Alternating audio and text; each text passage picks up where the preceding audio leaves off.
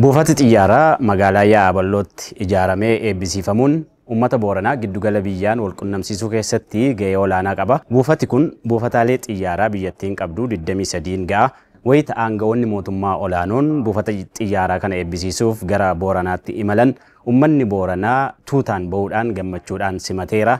Duudhaan sirna gadaa kan irratti mul'ate ture. Namoota irra deddeebiin maqaan isaanii ka'uu kanneen gammachuu isaanii ibsatan keessaa tokko kan ta'e paayileetiin Boorana keessaa ba'ee Galataa Mitikuu Taaddasaa tokko miiratti dhaga'ame gaafadheera. Guyyaa kana iddoo enne yeroo dheeraa fi akka malee ennaa karaa amma gara Boorana kan deemuu fi guyyaa tokko guyyaa lama caal fudhachaa ture. Gaaf nu barattoota yuunivarsiitii turre yoo ilaaltan karaan daandii lafaatiyyuu ispaaltiin sirriitti hojjetameen turre. Kun ammoo akka malee dhiibbaa guddaa ekonomikaalii, saayikooloojikaalii guddina uummata sunii irratti dhiibbaa guddaa uumaa ture. Kun ammoo hawwii akka godinichaatti guddina godinichi argachuu qabu fedhii qabnu irratti akka malee carraa guddaan uumama eerpoortiin kun hojjetamuun isaa. Yeroo dheeraa eegaa turre uummati Booranaa addunyaa waliin karaa inni itti godhuudhaaf karaan kunimi baay'ee gammachuu guddaan dhagahame uummati kiyyaallee akkanum gammachuun guddaan itti dhagahame. Ati yeroo jalqabaaf xiyyaara kana bal'istee jila garas imalee eebba piroojeektii kana eebbisiise keessa turte moo akkam? Filaayitii jalqabaa kan keessaan hin jiru ture. Filaayitii sagantaa biraa qaba ture. Garuu eegaa ture sagantaa sun irratti argamuuf baay'ee carraaqii guddaa godhe. Garuu akka tasaa ta'ee yeroo sunitti dhaqqabee bakka sunitti argamuu hin dandeenye. Boorana keessaa paayileetonni yookiin balaliistonni xiyyaaraa akka kee hedduudha. Wanni nama hedduu caala gammachuu guddaa natti uumu tokko ani nam gaafa aviation university galee baradhu namni Booranaa namni an beeku hin jiru. Ammallee egaa hojii jalqabe eegi aviation industry kan join godhe waggaa 7 ta'ee jira. Eegi flightii irratti jalqabamu waggaa almost 4 dhaqqabaa jira. Trainingii gubbaa ture waggaa 3. Waggaa 3 sanii waggaa achi eebbifamee hojii jalqabeellee nama Booran irra dhufu tokkollee hin argina gammaa. Hin argine amma garuu ijoolleen nama lama treeningii namni jalqabin jira. Wanni gammachuu guddaa natti uumaanidha. Namni amma industirii kana gaafa join godhu waan kana achievably godhee waan itti dhaqqabuu danda'u godhee yaadu maaliif guddoon irra fagoo jira. Gaafa ijoollummaa kiyyaa tuyyuu argu malee carra sun akkamitti gara dhugaa jijjiiraa waan jedhu karaan kiliir ta'ee carra sun ittiin itti argadhu kiliir hin taane ture hin turre. Waan sunis amma buufati xiyyaara kun achitti ijaaramuun isaa nama himaa kaachisu. Kana barattoota hin kakkaasaa wanneen warraa waan kan fedhaa sun callaa osoo hin ta'in carraa waan kan itti further dig godhanii itti understand godhanii hin kennaaf. Kanaaf amma nama akka malee qofummaan na dhagahama namni understanding godhuu malee ani ijoollummaa kiyyirraa jalqabee filaanan itti dhaladhee illee Booranumaa filaanan itti guddadhee illee Booranumaa achumatti yeroo jalqabaatiif hojiillee jalqabee hojii sun keessaa ba'ee gara aviation industry join godhe malee jireenyi seenaan kii guutuun Booranum keessa. Booran keessa gabba'ee community biraa keessa join godhuu qabu ture. Kun ammoo eenyuufiyyuu society keessa guddatti keessa baatee bakka biraa deemuun akka malee difficultiidha. Wanni kun guddoo na rakkisee ture sun coofa osoo hin ta'in ammallee namni beektaa wal gargaara. Karaa adda addaatiin wal gargaaruu danda'a. Ani gaaf industirii kan seenuu fi dorgommii godhaa ture. Namni na gargaaruu danda'u, namni seenaa kiyee sappoortii na godhuu danda'u, namni tokkollee hin jiru ture. Amma immoo carraa nama uumamu kunini namni simply sappoortii akka inni argatuuf balbal banaa, namni balbalii hibanaa eegee amma industirii kan seene nama hedduu akka horii dorgommii godha, akka horii fuula kan seen yaali guddaa gochaa ture. Eessatti dhalattee, eessa guddatte, eessatti baratte, yuunivarsiitii kam faatti barnoota kee akka hordoftee maal akka baratte fa'a? Bakki ani itti dhaladhee guddadhe magaalaa Mooyyaleeti. Barumsa kutaa tokko kutaa 10 Mooyyalumatti kutaa tokko irraa jalqabee kutaa 8 man barumsa sadarkaa tokkoffaa Mooyyalee baradhee 9-10 man barumsa sadarkaa lammaffaa Mooyyalee baradhee achi xumuree jennaan gara Yaabellootti dhufee Yaabellootti ammoo kutaa 11tiif kutaa 12 barumsa preparaatorii Yaabellootti fudhadhee Yaabelloo irratti preparaatorii xumurennaan Dirreedawaa Yuunivarsiitii galee baradhee Dirreedawaa Yuunivarsiitii irratti civil engineering baradhee xumure. Civil engineering xumurennaan yaabellootti hojii gurmoofnee hojii jalqabnee turre.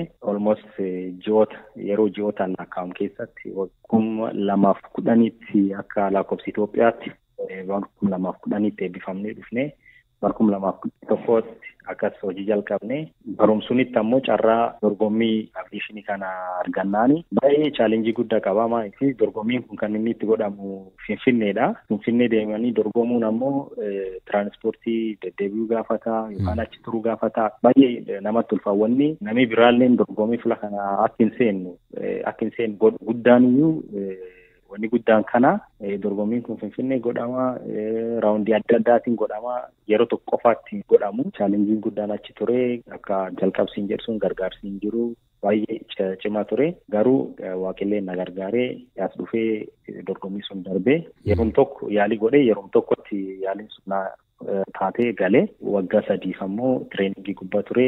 Waggaa 3 booda qaxaramee amma hojii gubbaa jira jechuudha. Aviyeeshinii keessatti instructorummaan hojjedha. Amma ndoom full time asitti positionii team leader positionii irratti chief flight instructor ta'ee yeroo amma almost waggaa tokko kan darbe kanaaf fully concentrate godhee training irratti baay'ee hojjechaa jirra. Intensively hojjechaa jirra. Ethiopian Aviation University irratti chief flight instructor positionii irratti hojjechaa jira. Yeroo baay'ee amma barnoota akka paayileetii kana barnoota gama xiyyaaraan wal qabatu kana kan ta'an waruma naannoo magaalaa Finfinneef naannawa sana jiranidha kan baratame yeroo dheeraadhaa fi boodana kana garuu ijoolleen fageenyarra jiranillee waan kana join godhanii yookiin itti dabalamanii baay'ee gumaacha taasisaa jiru. Garuu ammallee taatu rakkoon itti duraan kaasta jira.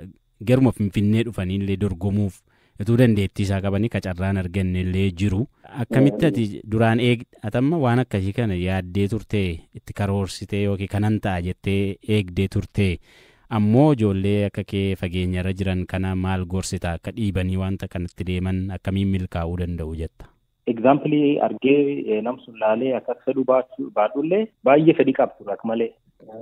Garuu fedhii kanam gara realitii jijjiiruutu chaalenjiin guddaan ka ture bakki wanni kun itti gaggeeffamu Finfinneedha. Dorgommiin kunini kan deemanii dorgomuun baay'ee ulfaata ture. Kan hundayyuu kee darbuu fi difficultiidha. Nam fagoo jiru tokkoof nam moyyalee irraa deddeebi'aati. Almost jilamaaf bisadiif deddeebi'aa qoromsa fudhadhaan deebi'aa ammallee interview waamamaa ammallee interview dhufa. Waan sun ifam namni Finfinnee fakee jiraatu namni Finfinnee dhiyaatee jiraatu itti deddeebi'ee yaalii godha. Itti deddeebi'ee namni yeroo tokko darbu jira, yeroo lama darbu jira, namni yeroo sadiifaa yaalii godhee darbu jira. Namni Finfinneen al jiru ammoo yeroo tokkoyyuu yaalii godhuu fi akka malee chaalenjii godha. Akka amman taasisu jirkaniin deebitaa tiraanspoortii jira, qarshii baay'ee si baasisaa baay'ee rakkisa. Suniif amma buufatii xiyyaara kunniin yaabelloo irra ijaaramuun isaa pozitiiviin wanni qabu. Amma bakka hedduu bakka buufatii xiyyaara kan jirutti recruitment processii kan out station irratti akka inni godhamu managementiin yaa already decide godhe. Waan suniif dorgommiin kun Naqamtee irratti hin geggeeffama, Amboo irratti hin geggeeffama, Dirreedawaa irratti hin geggeeffama. Nam gar yaabelloo gar Moyyalee jiru kana ammoo fulaan itti dhiyaatu gara Hawaasaa kana. Carraan airportiin kun yaabelloo irratti hojjetamuun isaa dorgommiin kun recruitment processiin kun akka inni yaabelloo irratti directly godhamu roolii guddaa taphata. Namni potentially waan hin qabneef miti ka paayileetiin ta'in carraattu hin jiru. Namni carraa sun argachuu fi gatiin inni nan baasis gatii guddoo waan taateef even with potential namni gari potential hin qaba qarshii garuu itti deddeebi'u qorumsa sun fudhatu hin qabu. Namni gari ammoo qarshii qaba potential sun dhabuu danda'a. Ammaan tan garuu groundiin neutral groundiin kan namni potential sun qabte dhufee dorgomee lola kana seenuu ittiin danda'u carraan bal'aan banamee jiru jechuudha. Itoophiyaan wayita buufataalee xiyyaaraa naannolee irraa balalii idil addunyaa eegaltu buufataalee xiyyaaraa ulaagaa guutan keessaa tokko buufata xiyyaaraa yaaballoo ta'uu dubbata Paayileet Galataa Mitikuu. Buufata xiyyaaraa yaaballoo ulaagaa akkamii akka guute akkanaan ibsa. Bakka baay'ee argee jira. Airportoota hedduu argee jira. Especially airportoota locally jiran waliin compare godhame. Airportooti baay'een jalqaba irratti baay'ee bareedee biraa hin qabani. For that matter amma ka yaabelloo irratti hojjetan kunini haal gaariin hojjetama. torbaanitti yeroo sadii filaayitii qaba. Yaabelloo kunneen yeroo sadii jechuun akkas ta'ee hafaa jechuu miti. Konsamshinii ilaalamee fayyadamtooti ammam fayyadamanii waan jedhu kaampaniin kun biizinasii hojjeta waan ta'eef biizinasiin isaa hagam na milkeessaa jedhee waan kana hordofee wal guddisaa jechuudha. Amma filaayitii jiru akimideet godhuun danda'a. Filaayitiin kun even amma filaayitii 4-5 guyyaatti 4-5 yoo ol guddisanii kaapasitii sun itti fudhachuu danda'u hin qaba. Garuu akka paayileetii tokkotti ani perspektiiviin kiyyanii raanwee'n sunii amma filaayitiin amma guyyaa darbe dhufsuni argitanii dash 800 jedhama. Dash 800 jechuun commercial aircraft yookaan ammoo commercial airplane Itoophiyaa ayyar mangadii keessa jiru yookaan daandii xiyyaara Itoophiyaa karaa xiyyaara Ethiopian Airlines kan keessa jiru commercial flight aeroplane yookaan ammoo airplane xiqqaa. Garuu raanwee'n sunii yookaan ammoo bakki buufata xiyyaara achitti hojjetamu sunii kaapasitiin isaa xiyyaara guddaayyuu teessisuu danda'a. Miitiin keenya Itoophiyaa ayyar mangadii guddaan isaa 787 jedhanii 777 Boeing 787 jedhama. Buufati xiyyaara yaabellootti hojjetamu kun gaafa fayyadamtii guddatee namni achi ka'ee taa'u almallee karoora qaba. Ethiopian Airlinesiin gara international flight illee achirra godhuu danda'a. Haaluma itti guddachaa dhufu akkas godha. Waan suniif perspektiivii paayileetiitiin yoo ilaalu ani buufati xiyyaara achitti hojjetamu sunii xiyyaara guddaa Boeing 777 jedhamu yookaan ammoo 777 jedhamu akimideet godhuun danda'a. Which means terminaalii yeroo kamiyyuu jijjiiruu dandeetta. Raanwee garuu jijjiiruun xiqqoo yeroo fudhachuu waan danda'uuf haal gaariin hojjetamuu isaa indikeetaa godhuu danda'a personally. Buufati xiyyaaraa kun ijaaramee akka xumuramuuf ga'een yaa abbootii gadaa fi jaarsolii biyyaa salphaan turre.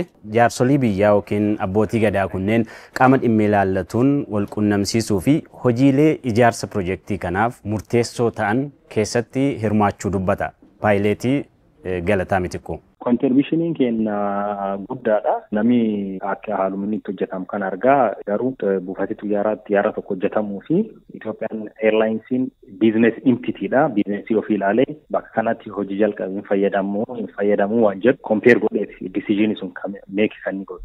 Waan suniif convince godhu managementiin convince godhuun baay'ee barbaachisaadha. Waan suniif jalqaba already gadiin godhamee waggaa amma 10 caala warri proposal dhiyeessanii investigationiin hojjetamee yeroo fi bakka sunitti hojjechuun keenya feasibility miti waan jedhu decision gubbaa dhaqqabanii dhaabachiisanii turan. Achiin booda ammoo abbootiin gadaa gara Booranaa jiran manguddootiin jiran warri kunii waan kan deebisanii gaafachaa turan baay'ee nutti gara Ethiopian Airlines deddeebi'aa ture. Waggaa 6 duratti warri manguddootaa kun walitti qabame akka warra managementii wajjin wal argu akka manguddootti sunini managementii sun waliin discussionii godhanii buufati xiyyaara kun akka inni jalqabamu namni ga'ee guddaa baatu warra abbootii manguddootaa suni convincing gaafatu ture. Garuu ariifatee ammoo akka inni xumuramu jidduu amma waggaa tokkoon duratti meeting qabna ture. Amma position kana gubbaa dhufu gaafa dhufu jechuudha. Gaaf meeting sun gubbaatti warra higher management